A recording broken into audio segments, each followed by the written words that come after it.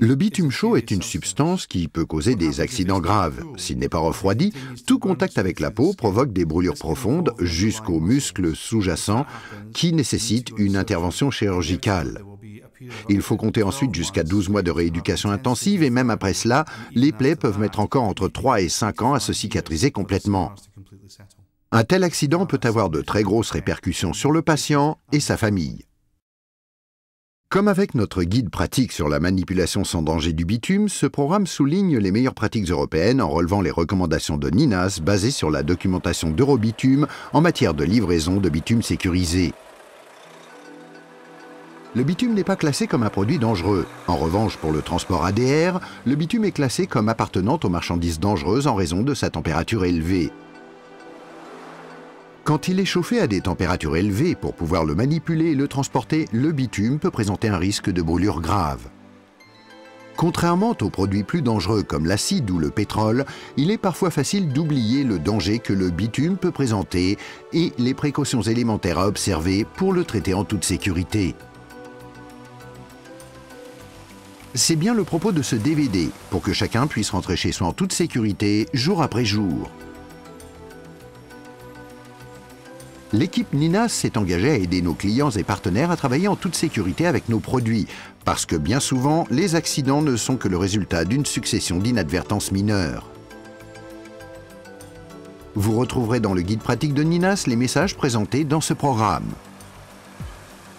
La formation à la sécurité du bitume est importante pour tous ceux qui participent à la livraison, à la manipulation et au stockage en toute sécurité de produits bitumeux, pour faire en sorte qu'en cas d'urgence, vous sachiez quelles mesures prendre. C'est pour cette raison que chez NINAS, nous insistons particulièrement sur notre message simple de sécurité: observer, réfléchir et agir.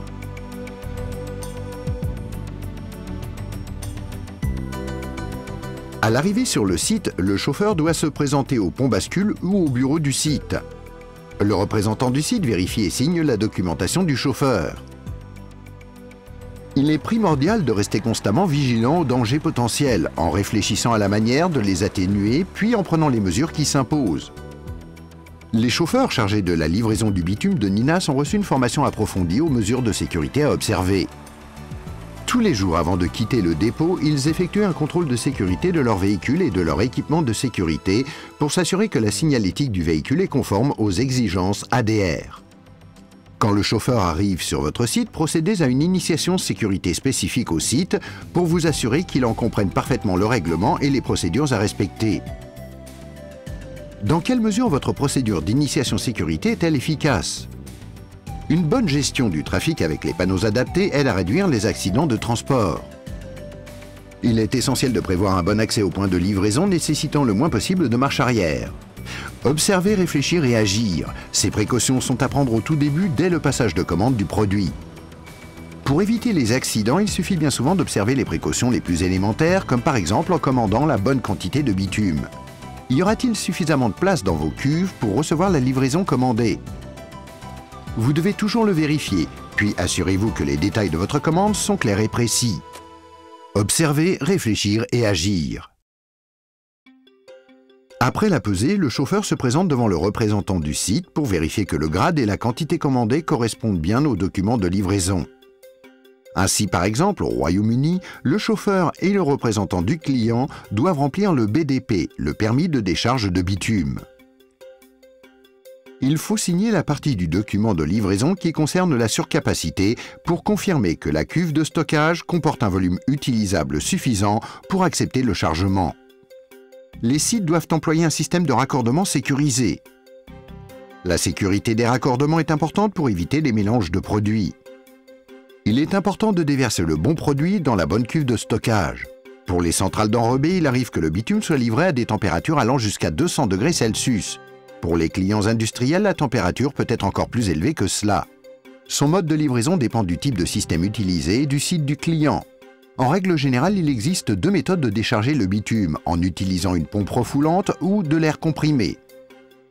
Au Royaume-Uni, 70% des sites utilisent un système de décharge sous pression. Le compresseur du véhicule produit de l'air comprimé dans le réservoir de destination. Une fois que la soupape principale du camion-citerne est ouverte, le bitume est déchargé sous pression dans le réservoir de stockage. Sur le continent et en Europe du Nord, en plus d'utiliser un système de décharge sous pression, on emploie aussi un système de pompe refoulant. Cette pompe aspire le bitume du camion-citerne pour le décharger soit sur le dessus, soit au fond du réservoir de stockage. Le système à pompe utilise moins de pression et produit moins de fumée.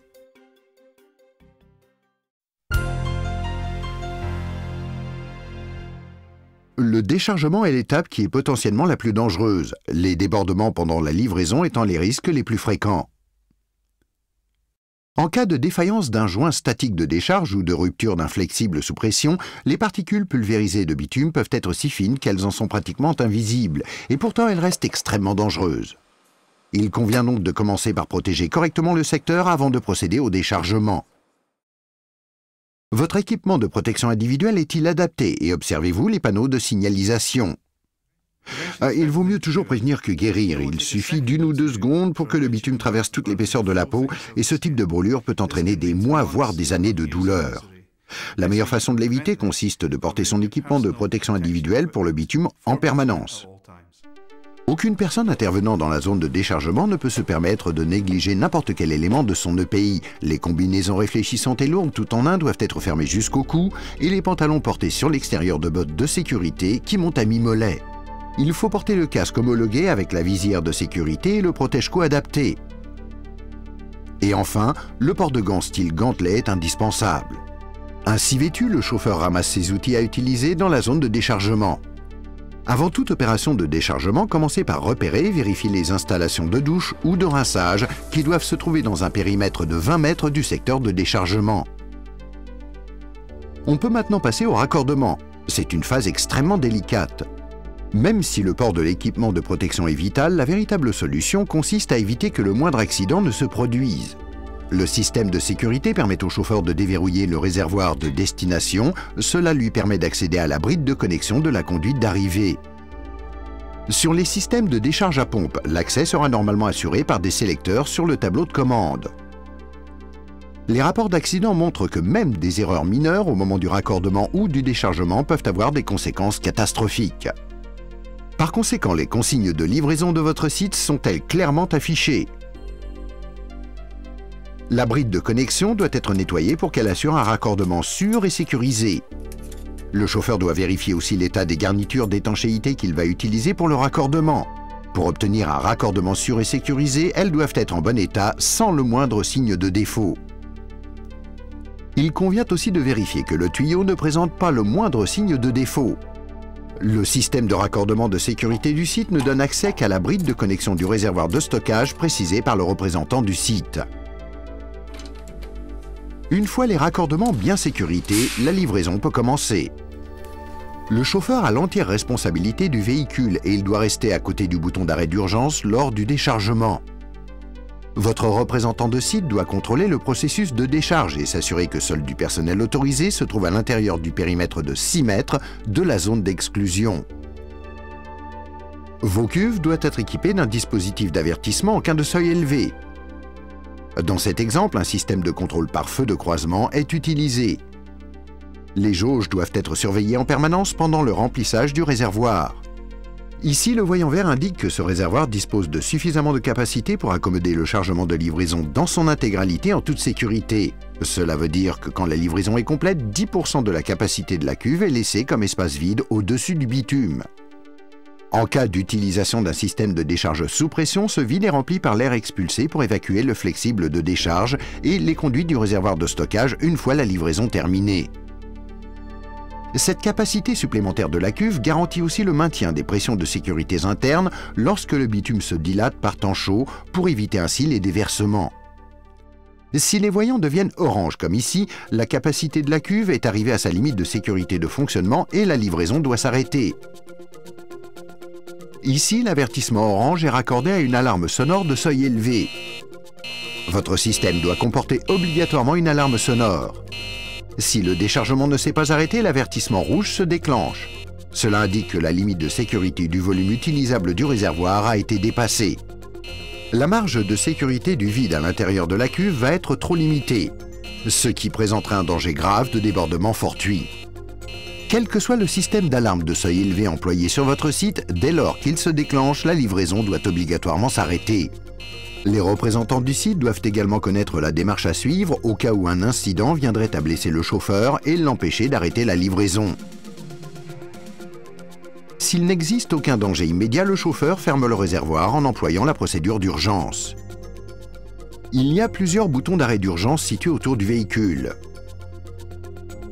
Dans cet exemple, il y en a 2 à l'arrière et 2 au milieu du véhicule, un de chaque côté. Dans ce cas d'urgence, repérez le bouton d'arrêt le plus proche et appuyez dessus. Repérez le volant principal de contrôle de sortie. Il se trouve à l'arrière du véhicule, sur le côté voie. Tournez-le dans le sens des aiguilles d'une montre jusqu'à ce qu'il soit serré. Rouvrez le bouton d'arrêt d'urgence sur lequel vous avez appuyé. Repérez le levier de soupape du répartiteur d'air situé sous le volant de contrôle et mettez-le en position ouverte. Ceci uniquement pour les systèmes de décharge sous pression. Enfin, tournez la clé de contact sur la position arrêt dans la cabine. Ceci a pour effet de couper le moteur du camion-citerne et les circuits électriques. Après l'arrêt complet, le chauffeur s'en remet au représentant du site. Les consignes d'urgence peuvent varier d'un site à l'autre. Le chauffeur alerte le représentant du site conformément aux consignes données lors de la phase d'initiation. Nina se fera un plaisir de vous offrir une présentation sur la livraison de bitume en toute sécurité qui inclura l'arrêt d'urgence d'un camion-citerne. Pour l'arrêt d'urgence d'un camion-citerne en cas de livraison sous pression, repérez le bouton d'arrêt d'urgence approprié et appuyez dessus. Fermez le robinet à volant principal. Rouvrez le bouton d'arrêt sur lequel vous venez d'appuyer. Ouvrez la conduite du répartiteur d'air pour évacuer la tuyauterie. Coupez le moteur avec la clé de contact. En revenant à la livraison, tout est normal. Le déchargement est terminé et les jauges confirment que le volume utilisable de sécurité a été respecté. Tout a été effectué en conformité avec les consignes données. Le chauffeur débranche maintenant le camion-citerne de la conduite de déchargement de bitume. C'est le chauffeur qui est responsable de verrouiller la connexion de sécurité. Dans cet exemple, il rapporte la clé dans la salle de contrôle et les formalités administratives de livraison sont finalisées.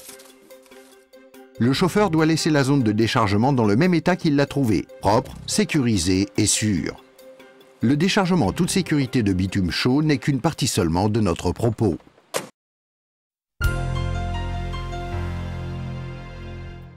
Observer, réfléchir et agir. Il est important de procéder de la sorte pour évaluer le mode d'accès à votre site, les modalités de stockage du bitume et d'entretien des installations.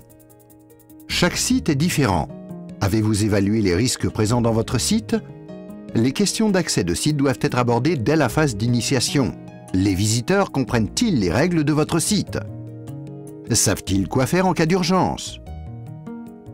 Cette communication simple est au cœur de la culture de sécurité du site. Faites le tour de votre site et imaginez-vous à la place d'un visiteur. Quels sont les risques présents? Le point de livraison est-il facile d'accès, sans ornière au sol ni obstacle à franchir? Le point de livraison du bitume est-il bien démarqué pour protéger à la fois les effectifs et le déchargement du trafic général du site? La zone est-elle convenablement éclairée? Il est indispensable d'avoir à disposition des cuves nettoyées pour y décharger les conduits. Le chauffeur dispose-t-il d'un endroit dégagé pour raccorder le camion-citerne au point de raccordement de livraison? Pour éviter les erreurs, chacun de vos réservoirs et conduits de déchargement porte-t-il le numéro de leur réservoir et leur grade? Et enfin, réfléchissez aux mesures à prendre en cas d'urgence. En cas d'urgence, existe-t-il une procédure claire pour alerter tout le personnel du site? Vos extincteurs d'incendie sont-ils faciles à trouver? N'oubliez pas qu'ils doivent être à base de mousse ou de poudre sèche. N'utilisez jamais de jet d'eau sur du bitume en feu, cela ne ferait que propager l'incendie. Avez-vous installé une douche d'urgence ou des installations de trempage dans un périmètre de 20 mètres de la zone de déchargement? En cas d'utilisation, est-il équipé d'une alarme sonore? Dans la plupart des cas, la gravité des brûlures diminue de beaucoup si on plonge rapidement la peau dans l'eau froide. Assurez-vous d'avoir une réserve de fiches de brûlure d'Eurobitume à portée de main. Elle donne des informations vitales sur la manière de soigner les brûlures au bitume. Et enfin, dans le pire des cas, une route d'évacuation sûre a-t-elle été prévue à partir de la zone de livraison? Dans quelle mesure l'accès de votre site et vos mesures d'urgence sont-elles sûres? Nous allons maintenant nous intéresser à la manière dont vous stockez le bitume sur votre site. Où les risques se trouvent-ils? Beaucoup d'incidents de débordement de réservoirs sont attribuables à des jauges de réservoirs défectueuses. Vos jauges sont-elles installées, étalonnées, contrôlées et entretenues régulièrement en conformité avec les recommandations d'Eurobitume? Une bonne pratique consiste également à doter les réservoirs de stockage de destination d'un dispositif d'alarme de seuil élevé. Ces réservoirs doivent eux aussi être entretenus en suivant les recommandations d'Eurobitume. Dans les espaces clos et dans le vide des cuves de stockage qui renferment le bitume, il existe un risque d'accumulation de sulfure d'hydrogène H2S. Ce gaz toxique et inflammable qui est plus lourd que l'air et qui peut atteindre des concentrations potentiellement dangereuses, voire mortelles. Les zones autour des orifices et des tuyaux de ventilation sont particulièrement sensibles, surtout lors des opérations de remplissage. Il existe aussi un risque de concentration potentiellement dangereuse dans le vide des camions. Un autre facteur de risque majeur concerne l'emplacement des tuyaux de débordement et de ventilation. Les vôtres sont-ils disposés là où ils ne posent pas de risque pour le chauffeur et le personnel? S'ils présentent un risque, il convient de les changer de place le plus tôt possible. Inspectez toujours vos cuves en suivant un programme d'entretien planifié. Les évents doivent être soigneusement nettoyés pour éviter qu'ils ne soient bouchés. Débouchez les évents pour empêcher qu'un vide ne se forme lors du déchargement de bitume du réservoir, ce qui risquerait de l'endommager. Et avant tout, débouchez les évents pour éviter de soumettre le réservoir à un risque de surpression pendant son remplissage, ce qui provoquerait sa rupture catastrophique à son point le plus faible. Il ne faut pas oublier non plus la température de stockage, qui est en soi un facteur de risque tout aussi important. Veillez toujours à bien stocker les grades de bitume PEN aux températures recommandées par Eurobitume. Pour les grades spéciaux, reportez-vous aux températures recommandées par NINAS qui figurent sur la fiche technique de sécurité concernée. Toutes ces températures ont été calculées pour minimiser les émanations de fumée. Dans quelle mesure la régulation de la température est-elle précise à votre site? Si on laisse la température s'élever, les émissions de particules et d'hydrocarbures ne feront qu'augmenter.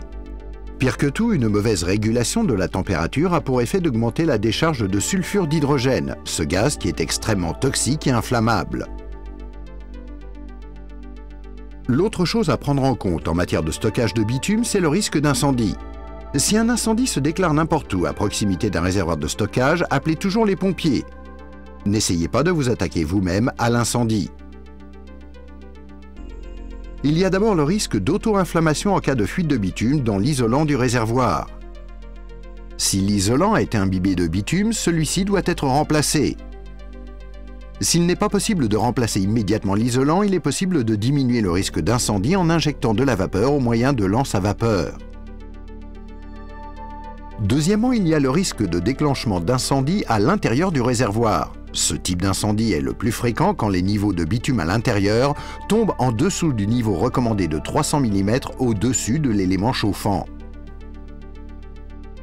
Un troisième facteur est une panne de thermostat qui entraîne la surchauffe et la combustion du bitume.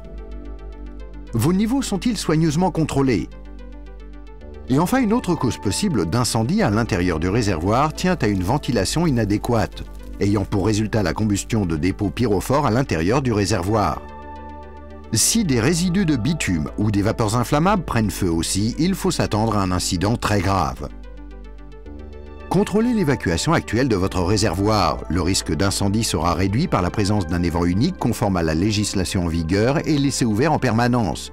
On évite ainsi les débris d'air croisés provoqués par des systèmes à évents multiples qui sont connus pour présenter des risques d'auto-inflammation.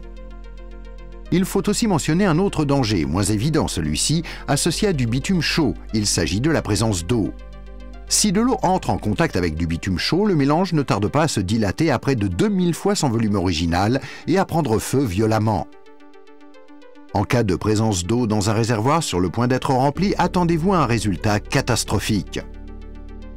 Du produit en ébullition sera expulsé sous une pression phénoménale par les évents et les conduites de débordement qui répandra une pluie de bitume bouillant sur toute la zone à proximité.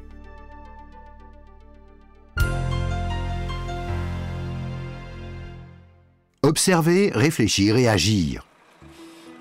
Les accidents de bitume n'arrivent pas toujours à cause d'une seule erreur. Les catastrophes sont souvent attribuables à une succession de petites inadvertances. C'est la raison pour laquelle il est capital de faire attention en permanence aux moindres détails. Le véhicule doit être propre et sec avant de procéder au chargement. Vérifiez que le marquage et l'étiquetage de votre véhicule sont adéquats. Munissez-vous des bons documents de chargement et de livraison. Portez toujours l'équipement de protection individuelle correct. L'initiation au site doit obligatoirement présenter vos règles et vos procédures spécifiques. Ayez en place un programme d'entretien planifié pour le réétalonnage de vos jauges et de vos systèmes d'alarme de seuil élevé. Contrôlez et procédez à l'entretien régulier de l'équipement de chauffage et de l'isolant de votre réservoir. Maintenez les températures de stockage recommandées. Contrôlez et procédez à l'entretien régulier de l'équipement critique de sécurité. Faites en sorte que vos conduites de débordement et de ventilation ne soient jamais bouchées. Étiquetez clairement les réservoirs, les jauges et les soupapes. Après une opération d'entretien majeur, la mise à l'arrêt ou l'installation d'équipements neufs, assurez-vous toujours que les réservoirs sont secs avant de les remplir. Le déchargement doit s'opérer lorsque le réservoir est froid. Assurez-vous que vos procédures de livraison sont observées et bien comprises. Et pour finir, portez toujours l'EPI spécifique adapté au site. Pour les premiers secours en cas de brûlure au bitume, refroidissez la partie affectée du corps le plus tôt possible. La brûlure doit être maintenue immergée dans l'eau pendant au moins 10 minutes. Pour les brûlures au niveau des yeux, trempez-les dans l'eau pendant au moins 5 minutes. Veuillez vous reporter à la rubrique sur les premiers secours de votre guide pratique NINAS. Voici donc tous les détails qui veillent à une livraison du bitume en toute sécurité. Si le bitume est traité avec soin par des gens bien formés et motivés, la sécurité de sa livraison peut être garantie à chaque fois. L'équipe de NINAS s'est engagée à travailler avec vous pour vous aider à assurer la sécurité du site où vous utilisez nos produits. Vous trouverez beaucoup d'informations disponibles sur la livraison, le stockage et les meilleures pratiques concernant la sécurité du bitume en vous adressant à NINAS ou à Eurobitume. Travaillons ensemble pour que chacun puisse rentrer chez soi en toute sécurité, jour après jour. Pour plus de renseignements ou de précisions, visitez www.ninas.com.